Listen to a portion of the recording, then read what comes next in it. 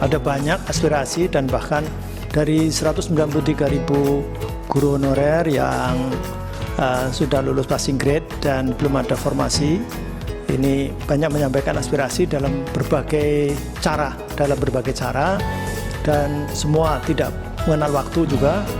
Tapi saya kira ini hak mereka karena sebelumnya tidak mau dites dan sekarang mau tes dan akhirnya mereka lolos gitu. Dan tetapi ternyata tidak ada formasi. Sebetulnya yang ada formasi kemudian belum dapat SK juga sudah menyampaikan, misalnya mereka sudah tidak mengajar, kemudian dari bulan ke bulan ini sudah lebih dari 7 bulan, berarti memperpanjang hidupnya dengan cara meminjam-minjam tetangga kiri kanan dan seterusnya. Nah ini ada yang mungkin saya baca sedikit supaya saya kira ini tadi sudah menyampaikan juga Mas Menteri dalam dokumen paparannya itu, terutama yang sudah lolos passing grade. Kami, ini saya bacakan saja, andaikan ini disampaikan kepada Mas Menteri Nadiem Makarim, Mas Menteri Pendidikan Kebudayaan, Riset dan Teknologi. Kami guru honorer, terutama honorer yang lulus passing grade P3K, semoga kami yang lulus segera mendapatkan formasi, karena saya sendiri, kata dia, guru induk sudah digeser oleh guru yang lolos P3K dan ada formasi. Sekarang kondisi saya dagang. Padahal ketika saya mengajar, walaupun sebagai honorer, saya dapat gaji per bulan Rp516.000 per bulan. Betul-betul sangat berarti bagi saya. Dengan anak 2, saya pun bekerja sebagai penjual mainan anak-anak. Kemudian mainan anak-anak keliling ketika pulang mengajar, kadang penghasilan dari dagang hanya sedikit. Sekarang saya dagang dari pagi karena tidak mengajar lagi. Namun apa mau dikata, sepi pembeli Pak. Kalau masih mengajar, uang 516.000 selalu saya gabungkan dengan hasil dagangan mainan. Alhamdulillah walaupun kecil tapi bisa menghidupi anak dan istri. Sekarang saya hanya berharap semoga secepatnya saya diangkat menjadi P3K karena saya lulus passing grade dengan keterangan passing grade 3, P3. Saya siap ditempatkan dimanapun Pak, sekalipun ditempatkan yang jauh dari kelahiran saya. Saya ingin segera mendapat formasi demi kelayakan hidup, karena jujur setelah berhenti mengajar yang biasanya menerima 516.000 per bulan, sekarang saya tidak menerima. Rasanya sangat berat, apalagi dagangan sepi pembeli. Sekali lagi saya mohon agar Bapak, ini kalau disampaikan kepada Pak Menteri, berarti Bapak Menteri Pendidikan Kebudayaan memperjuangkan kami. Saya doakan Bapak dan keluarga Bapak agar selalu diberi kesehatan dan dimudahkan dalam segala pekerjaan. Nah begitu saya kira salah satu ini ada di Facebook, ada di Instagram dan sebagainya dengan berbagai macam, ada yang panjang sekali, tetapi ini real, artinya mereka saya kira guru-guru kita yang sudah lebih dari 10 tahun, ada yang lebih dari 15 tahun mengabdi, dan kita tidak tahu bagaimana cara rekrutmennya, tetapi mereka mengisi kekosongan, kekurangan guru itu menjadi guru honorer. Sekali lagi saya kira ada lagi sebetulnya yang belum lulus passing grade pun mereka ada yang berterima kasih atau bersyukur karena untung tidak lolos sehingga tidak digoncang-goncangkan begitu. Tetapi juga mereka butuh kepastian apakah sampai seperti ini terus. Kami sudah 10 tahun lebih mengabdi kepada negara sebagai guru, tetapi kami butuh kepastian status. Saya kira begitu tambahan, dan masih ada 7 menit untuk mungkin berbagi. Mas Menteri berapa menit, silahkan, nanti saya akan membacakan laporan singkat. Pak Fikri, silahkan. Pak Fikri. Oh iya, tambahan 30 detik Pak Fikri. Iya, Jadi cerita Pak Fikri tadi, ada yang sudah dipecat karena ikut tes dan setelah itu belum dapat formasi. Itu lebih tragis lagi. Iya, dan bukan di Jakarta Timur, karena saya harus menyuarakan di tempat lain. Di sekolah swasta. Iya. Di sekolah swasta mereka sudah dipecat. Biar lengkap cerita Pak Fikri. Iya. Terima kasih. Terima kasih. Pak Fikri, saya ada tambahan. Surat tadi itu saya minta kalau bisa di-share ke saya dan teman-teman lain.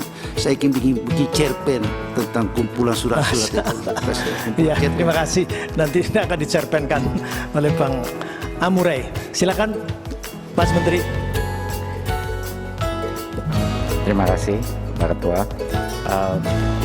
Pertama, saya ingin ucapkan terima kasih untuk semua masukannya dan juga untuk seluruh dukungannya terhadap proses penganggaran tahun 2023 ini. Saya sangat merasa dan sudah dapat masukan dari eselon 1 saya betapa semangatnya pada saat RDP dalam benar-benar memajukan program. Karena itu saya salut sama anggota Komisi 10 udah menjadi mitra sejati kami di Kemendikbudristek. Itulah alasannya kami bisa mengeluarkan begitu banyak program ya karena dukungan Komisi 10. Mungkin sedikit saja satu dokumen, kebanyakan tadi masukannya kami tampung dan sudah dibahas di RDP. Mungkin beberapa klarifikasi saja.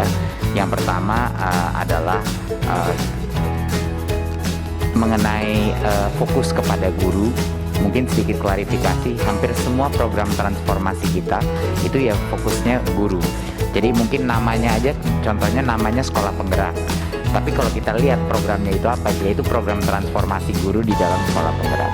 Jadinya itu guru sebenarnya, dan yang berat, yang peran paling aktif. Kurikulum Merdeka memang bahasanya kurikulum, tetapi esensi dari semua anggaran untuk kurikulum Merdeka adalah pelatihan, pembuatan platform untuk guru melaksanakan dan mendapatkan modul kurikulum Merdeka. Itu platform Merdeka Mengajar yang sekarang sudah 500 juta download aplikasi, itu adalah guru-guru, pelatihan guru secara massal melalui online, melalui digital. Itu juga guru. Guru penggerak, klarifikasi guru penggerak itu adalah potensi kepala sekolah. Jadi kenapa program guru penggerak itu menjadi yang terpenting? Karena kita dapat satu guru penggerak menjadi kepala sekolah, 10, 20, 30 guru di bawahnya dia langsung bisa dimentor oleh dia. Jadinya anggaran itu bukan untuk si orang itu, tapi untuk dia menjadi kepala sekolah dan akhirnya bisa mementor guru-guru di sekitarnya. Jadi multiplier terbesar dari semua program transformasi itu adalah guru penggerak.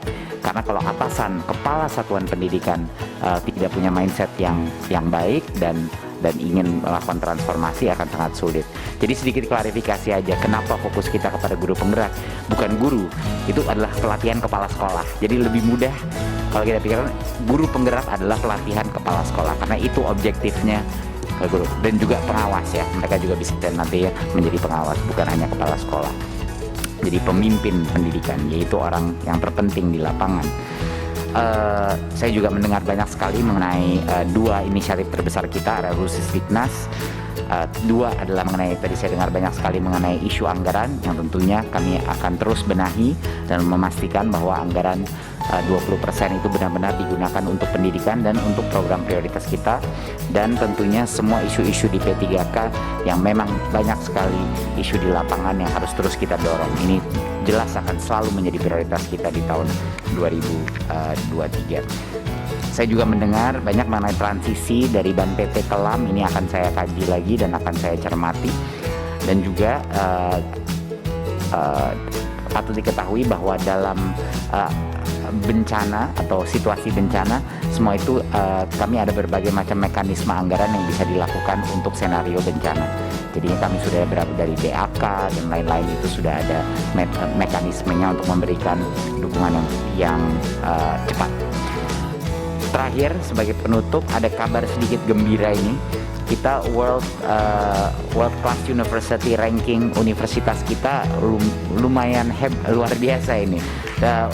UGM naik dari 254 ke ranking 231, ITB naik dari 303 ke 235, UI naik dari 290 ke ranking 248, UNER dari 465 ke 369, dan IPB naik dari 511 ke 449.